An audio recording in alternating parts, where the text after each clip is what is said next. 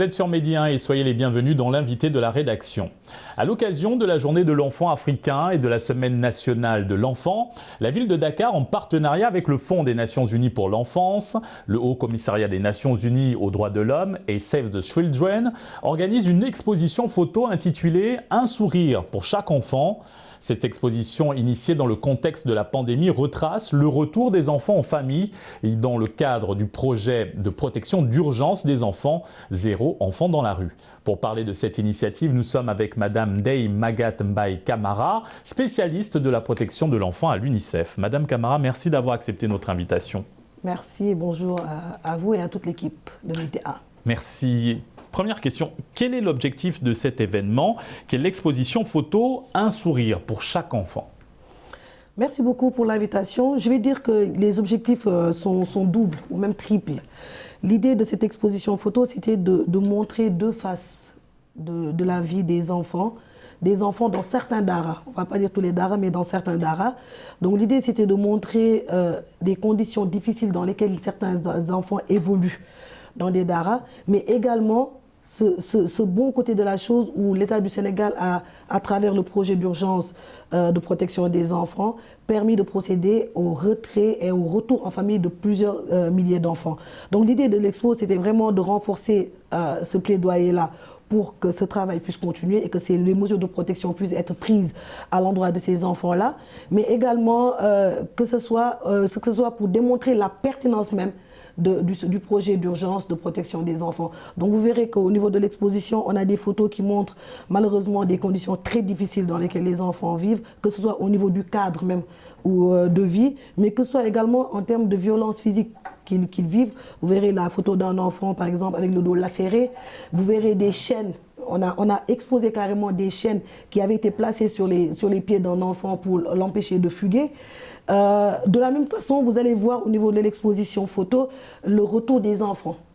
On est allé à la rencontre d'enfants qui ont été retournés, qui ont bénéficié de ces mesures de protection et qui sont aujourd'hui dans leur famille après plusieurs années de séparation avec leurs parents, avec leur maman, mais aussi avec leurs frères et sœurs.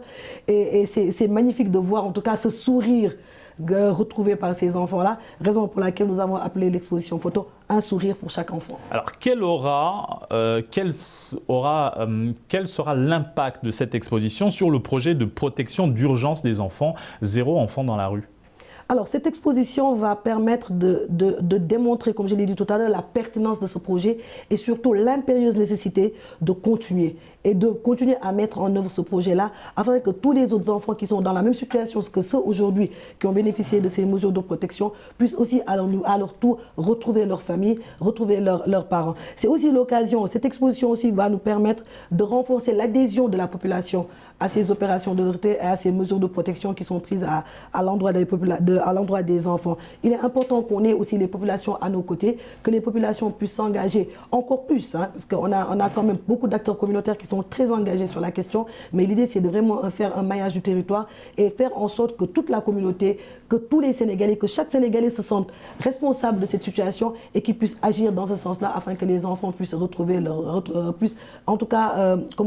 recouvrer leurs droits les plus primaires. À votre niveau, à l'UNICEF, au bureau de Dakar, avez-vous mis en place des mesures durant la pandémie pour venir en aide aux enfants défavorisés vivant dans la rue ? Alors, l'UNICEF a très tôt, dès le début de la pandémie, senti la nécessité de faire quelque chose. Et comme vous le savez, l'UNICEF, en tant qu'organisation des Nations Unies, est là pour appuyer l'État du Sénégal. Nous apportons en tout cas notre aide sur le plan technique, mais aussi sur le plan financier.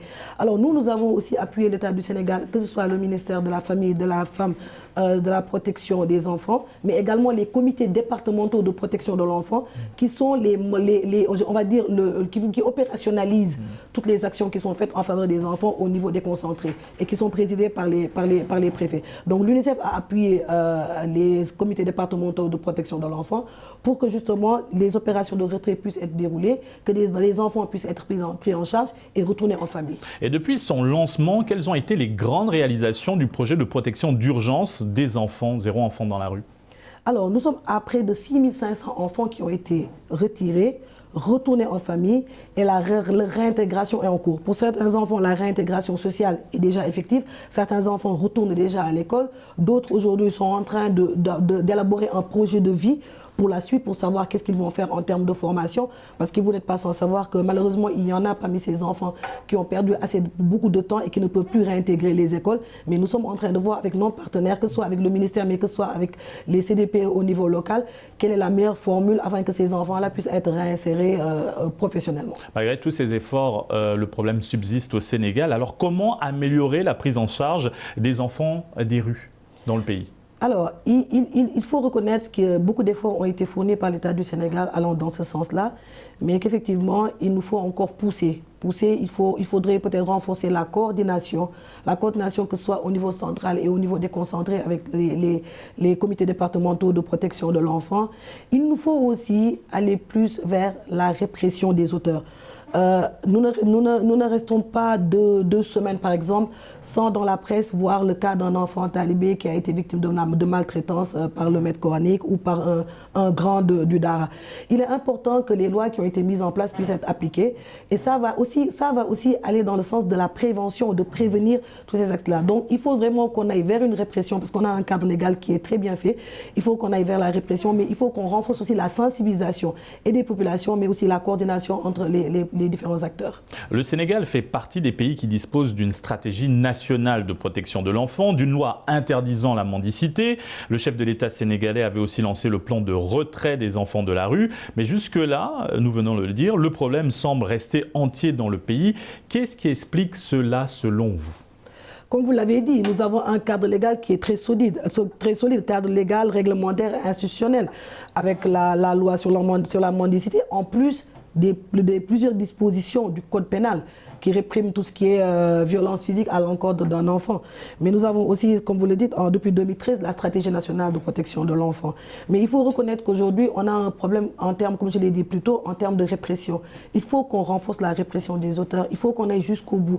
Qu'un enfant qui est victime de violence, que ce soit le maître coranique ou que ce soit quelqu'un d'autre, la répression, la justice doit aller jusqu'au bout. Il faut que les lois qui sont là soient appliquées. Parce qu'aujourd'hui, les lois ne sont pas appliquées de manière intégrale, mais il faut qu'on aille vers une application stricte de la loi. Il faut également aussi, comme on l'a dit tout à l'heure, renforcer la sensibilisation. C'est un travail continuel, en fait. La question des enfants de la rue, ce n'est pas une question qu'on peut prendre d'un seul coup et de manière ponctuelle. Il faut vraiment un travail sur le long terme. C'est pas les opérations de retrait. C'est très bien de faire des opérations de retrait. Alors dans ce cas, que pensez-vous des politiques mises en place dans le pays pour atteindre l'objectif 0 enfant dans la rue ? Alors les politiques, si on prend en tout cas quelque chose comme le projet d'urgence qui a été mis en place dans le cadre du contexte Covid, c'est un très bon projet. Seulement, il faudra le renforcer. Il faut le renforcer. Il faut renforcer l'implication de tous les acteurs communautaires surtout. Parce que le travail ne se fait pas à Dakar seulement. Le travail, il se fait aussi dans les régions. Parce que dans les régions aussi, on a beaucoup d'enfants talibés. Il y a des régions qui sont... Non seulement il y a des régions pourvoyeuses d'enfants talibés. Ça aussi, il faut un travail à ce niveau-là. Il faut aussi un travail avec les familles.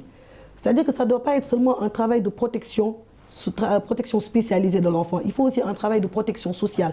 Puis il faut renforcer la résilience de ces familles. Parce qu'il faut savoir que l'un des facteurs qu'on a pu identifier en tout cas lors de ces opérations de retrait et de ces retours surtout, c'est que aussi la question de la précarité financière des familles est à l'origine justement, et en grande partie à l'origine de ce phénomène-là. La plupart des familles, par manque de moyens, je vais dire entre guillemets, vont envoyer l'enfant dans un dara en se disant qu'il se débarrasse d'une bouche de plus à nourrir. Donc il faut aussi qu'on fasse un travail, il faut que ce soit un travail multisectoriel. Il faut qu'on ait un travail avec la justice, il faut le travail avec la protection sociale, il faut un travail avec la protection spécialisée, il faut un travail avec la santé. Parce que ce phénomène des enfants talibés, c'est un phénomène multisectoriel et très complexe. Donc il faut qu'on renforce cela lors des prochaines élaborations des politiques de l'État du Sénégal. Comment enrayer ce phénomène désastreux, ce phénomène social désastreux, les enfants des rues? Il faut déjà, je pense, continuer la lancée sur laquelle nous sommes, sur laquelle l'État du Sénégal est. Et aujourd'hui, ce matin encore, le secrétaire général du ministère l'a encore réitéré. Les opérations de retrait vont continuer. Il faut qu'on nous continuions, mais il faut aussi un bon suivi. Il faut un bon suivi des enfants qui ont été retournés parce que malheureusement, le constat est que certains enfants sont revenus après le retrait. Donc, il faut qu'on fasse un bon suivi pour une réintégration sociale et professionnelle effective pour s'assurer déjà de la durabilité de ces opérations de retrait et de ces retours-là et pouvoir continuer ce travail-là sur les enfants qui seront encore là. Mais il faut aussi l'adoption de la loi sur la modernisation des daras. Il faut améliorer l'offre éducative. Il faut qu'on s'assure que les parents, partout où ils sont, puissent avoir une offre éducative qui leur permettra d'intégrer leurs enfants dans ces écoles-là sans bouger. Il faut qu'on puisse montrer aux parents qu'ils n'ont pas besoin, en tout cas, d'envoyer les enfants très loin pour que les enfants puissent apprendre le Coran. Ça me fait penser juste à un enfant dont l'histoire est retracée dans l'exposition photo et qui aujourd'hui est le premier de sa classe. Depuis qu'il a été retourné, son père l'a remis à l'école, il est le premier de sa classe. Donc c'est des success stories comme ça qui montrent qu'on doit continuer ce travail-là et on doit continuer la sensibilisation et faire en sorte que, comme je l'ai dit tout à l'heure, chaque Sénégalais se sente responsable et se sentent engagés dans cette question-là. Merci Madame Camara pour cet éclairage, d'abord sur l'exposition photo intitulée Un sourire pour chaque enfant et sur bien sûr le projet de protection d'urgence des enfants, 0 enfant dans la rue au Sénégal. Merci beaucoup. Merci à vous d'avoir suivi cette émission. Très bonne suite des programmes sur Média.